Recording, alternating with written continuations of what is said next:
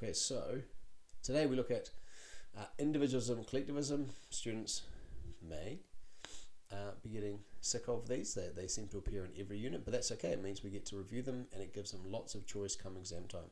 We're going to look at the distinction between cultural dimensions and FBMs. Now, to be honest, I find this topic, there's not a ton of research on it. There's this, one relevant study. It's pretty straightforward. The far more common and prevailing cultural effect on cognition is the difference between holistic and analytic thinkers between the East and the West, individualism, collectivism. However, that is preposterously abstract and difficult to comprehend. I put it in the HL extensions. Your advanced students, I would probably push them towards explaining that when they get there for the exams, but this gives everyone a nice simple one to explain as a backup. All right, guess who? Now there are two ways you can play this. You can do it in small groups, and then they put them you cut out cards, they put it face down, and they play against each other in a small group, or they put it on their head and they walk around the class and they ask yes/no questions. But the idea is they have to try to guess what is the key term on their head. Now, in the key term cards in the activities files, I didn't put any random ones. I always like to put in some random ones just to get them on their toes. So you might want to add some. All right, think, pair, share. Are emotions universal? All right, and then we'll look at this TED Ed video, which says pretty much yes, they are universal. All right, now pair work, broken down into 3 steps here. Review, what do they remember about individualism and collectivism? I would give them 2 minutes for this, maybe 3. And I've added one here in red, which is really important about the role of emotion. Right, I think there's nothing more personal than the expression of emotion. It's highly relevant in individualistic cultures, collectivist cultures.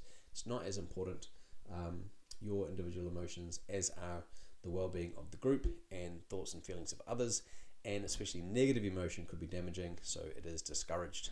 Right, now, can they guess which type of culture would have more FBMs, individualistic or collectivistic? For these kinds of things, you'll find 1 minute is huge. It's so much time for them to do this, and then if you give them too long, they go off topic. At least my students do. All right, chalk talk, give them the right answer. Individualistic cultures create more FBMs because they rehearse information more. All right, okay, they can write down the right answer there. Now, I should have had some slides in here for the original study. They've read it in the textbook as well, and there's a blog post that I've linked to with the original study.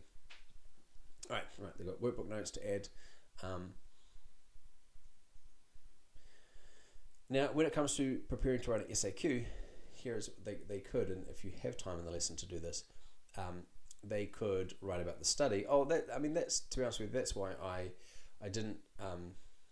If they the effects of culture is, hang on, this individualistic collectivistic culture is the SAQ topic. Culture and memory is not an SAQ topic. It's it'll be an essay 1 because it's in the context. So they may not end up writing about Kukovsky, which is why I didn't really hammer it home. But it just gives them another thing to write about with individualism and collectivism if they like, or they could just come up with an anecdotal example of why 2 people from 2 different cultures might have a different rate of FBMs. In the teacher workbook, I talk about me and my wife, who's from Japan, I'm from New Zealand, and why we might have different FBMs of hearing the news when we were pregnant with our first son. Again, it's a good, if students can make the link to their own personal experience, then it'll help them remember it, and it'll be so much easier come exam time. And they can use it for SAQs.